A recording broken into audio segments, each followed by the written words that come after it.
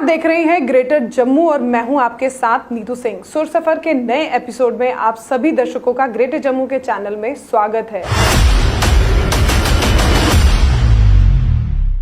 नमस्कार, आप देख रहे हैं ग्रेटर जम्मू और मैं हूं आपके साथ नीतू सिंह। सुर सफर के नए एपिसोड में मैं आप सभी दर्शकों के सामने हाजिर हूं जम्मू के एक नए कलाकार के साथ। जिस तरह से सुर सफर के एपिसोड को आप सभी ने बेतहा प्यार दिया है, इसी बात को मद्देनजर रखते हुए हम कोशिश करते हैं कि जम्मू के कोने कोने से हम लोग जो है आर्टिस्ट को लेकर आए और उनसे आपको रूबरू कराएं। इस समय मेरे साथ मौजूद है जम्मू की एक बड़ी ही खूबसूरत सी अदाकारा, आर्टिस्ट, सिंगर है।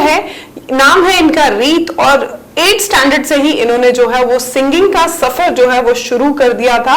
गिरते, जैसे हम कहते हैं ना, जब कोई छोटा बच्चा शुरुआत करता है तो पहले गिरता है, फिर आहिस्ता आहिस्ता अपने कदमों पर चलना सीखता है। उसी तरह से रीत का सफर भी इसी तरह से शुरू हुआ है। तो चलिए आज बातचीत करते हैं रीत के साथ, जानते हैं इनका सिंगिंग करियर की शुरुआत कैसे हुई और कितनी मुश्किलों के साथ अब जम्मू में इन्होंने अपना जो है वो नाम कमाया है। तो चलिए करते हैं एक मुलाकात रीत के साथ। रीत, ग्रेटर जम्मू के चैनल में आपका स्वागत है। Thank you so much. पहले तो मैं अपने जम्मू के जितने भी लोग मुझे देख रहे हैं उनको मैं अपनी नमस्कार बोलना चाहती हूँ और जय डुग्गर बोलना चाहती हूँ। रीत, बहुत ही छोटी उम्र में आपने जो है सिंगिंग करियर शुरू कर दिया, मतलब लाइक 8th स्टैंडर्ड में थी आप, तो क्या बचपन से ही इसी तरफ रुझान था या बाद में कोई ऐसे कभी होता ना कि हम लोग एक लाइफ में आते हैं, हम सोचते हैं कि नहीं आवाज अच्छी है, चलो गाना गाना शुरू करें? मैम नहीं, मतलब मैं कोई 8th स्टैंडर्ड में थी और स्कूल वगैरह में मतलब कंपटीशन छोटे छोटे होते थे, तो उससे मैंने स्टार्ट की थी, मतलब गाने गुने गाती थी वहाँ और ऐसे ही मेरी स्टार्टिंग हुई। तो फैमिली की तरफ से कभी ऐसा हुआ कि क्या तुम ये सिंगिंग में लगे हो, पढ़ाई करो, ये है वो है? क्योंकि मैक्सिमम देखा गया है हमारी फैमिलीज में, खासकर इंडियन फैमिलीज की बात करें तो सिंगिंग या इन चीजों में बच्चों को यूजुअली कहते हैं कि कोशिश करो कि कहीं गवर्नमेंट जॉब के लिए अप्लाई करो या पढ़ाई में आगे जाओ।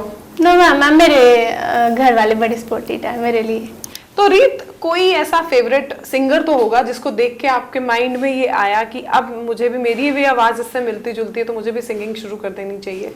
मैम वैसे तो मतलब मेरे एक कज़न है सचिन भैया, मतलब वो म्यूज़िक का काम ही करते हैं और जगराता वगैरह भी करते हैं। उन्होंने भी गाने निकाले हैं 2-3। उनके पास मैं बैठती थी कोई महीना 2 महीना बैठी मैं थोड़े टाइम। तो उसके बाद मेरे उदय भास्कर जो पहले आए थे मेरे से पहले, उनसे मेरी मुलाकात हुई, तो उनसे मतलब मेरे प्रोजेक्ट स्टार्ट हुए गाने वगैरह। उन्होंने मेरे में कुछ देखा होगा जो उन्होंने मेरे को गाने में लिया।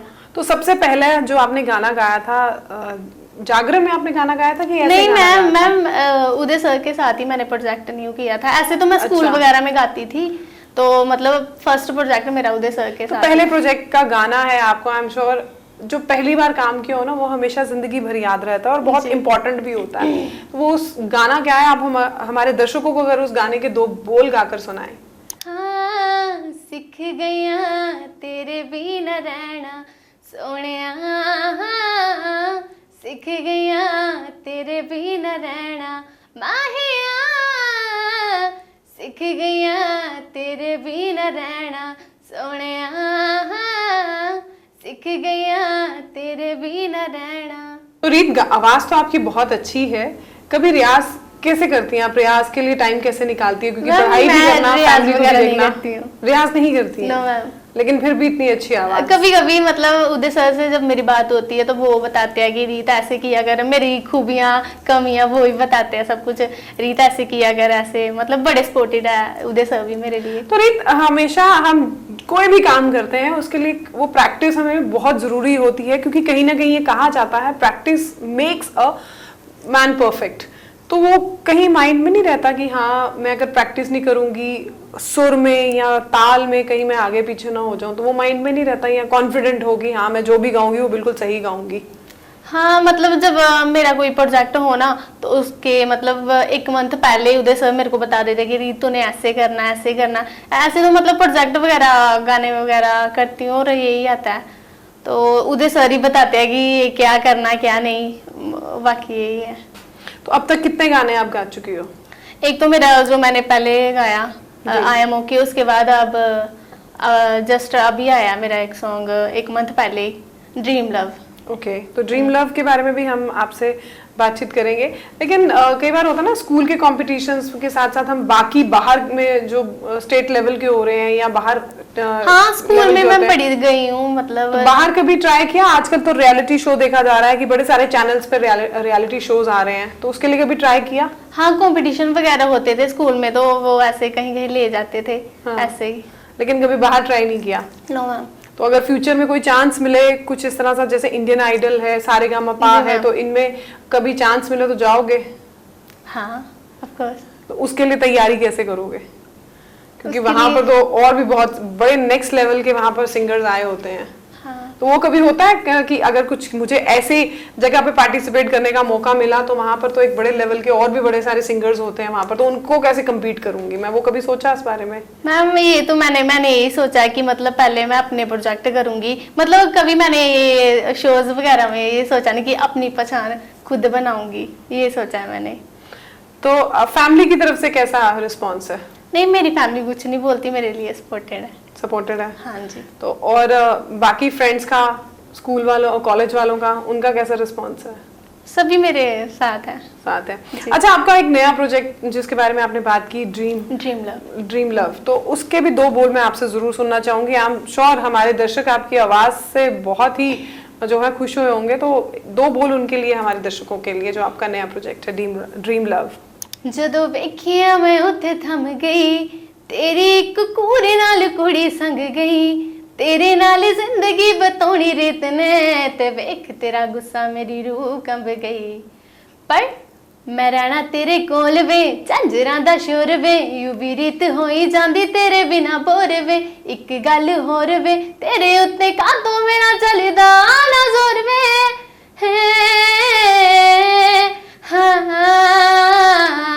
तू आजा मेरे कोल वे, दिल नू थोड़ वे, तेरे जया मिलना नी जिंदगी च होर वे। तू आजा मेरे कोल वे, दिल नू थोड़ वे, तेरे जया मिलना नी जिंदगी च होर वे।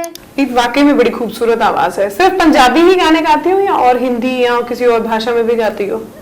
पंजाबी में ज्यादा गाती हूँ मैं, और हिंदी में भी गा लेती हूँ। डोगरा लड़की है, तो कभी डोगरी सॉन्ग नहीं कभी कोई गाया? जैसे आजकल तो डोगरी सॉन्ग इतने फेमस हैं। हाँ। मैंने बहुत सारे आर्टिस्ट के साथ इंटरव्यू किया है, और जब भी मैं इंटरव्यू करती हूँ तो मैं डोगरी सॉन्ग जरूर सुनना पसंद करती हूँ, क्योंकि उसमें एक अलग सी मिठास है। मैम पता कि एक्चुअली मतलब मैं ना स्टार्टिंग से पंजाबी गाने गाती हूँ। ओके। और हिंदी भी गा लेती हूँ, डोगरी मैंने कभी किया ही नहीं है। जी मैम। तो हिंदी में कौन कौन से गाने गाते हो और किस किस सिंगर को ज्यादा सुनना पसंद करते हो? सिंगर जैसे हिंदी, जैसा ज्यादा मैं हिंदी गाने सुनती हूँ।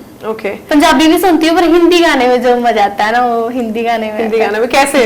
रोमांटिक सॉन्ग, सैड सॉन्ग, सूफी सॉन्ग, कैसे गाने?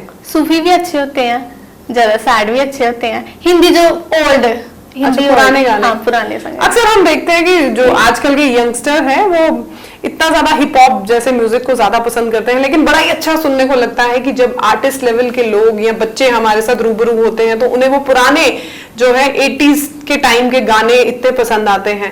तो कभी ऐसा सोचा कि हाँ कल को आगे जाके फ्यूचर मैंने किस में बनाना है, वो डिसाइड किया आपने पैटर्न कि मुझे सिंगिंग के क्षेत्र में ही आगे बढ़ना है, या फ्यूचर में कई बार ऐसा होता है ना हम लोग डॉक्टर, इंजीनियर इस तरह से बनते हैं लेकिन अपने पैशन को भी साथ साथ में फॉलो करते हैं, तो वो कभी माइंड में आया? मैम एक्चुअली मतलब मैंने कभी ये सरकारी नौकरी वगैरह के बारे में मैंने कभी नहीं सोचा। मैंने यही सोचा है कि मतलब मैं अपना बिजनेस करूंगी, कुछ भी करूंगी, जब मेकअप आर्टिस्ट कुछ भी, पर सरकारी नौकरी नहीं करनी मैम। लेकिन पैशन जो है आपका सिंगिंग का इसी तरह से बना के रखेंगी? जी मैम। ठीक है। सिंगिंग का तो वो तो मेरा शौक है, पर जो दूसरा करियर है वो तो मैं कुछ और करूंगी।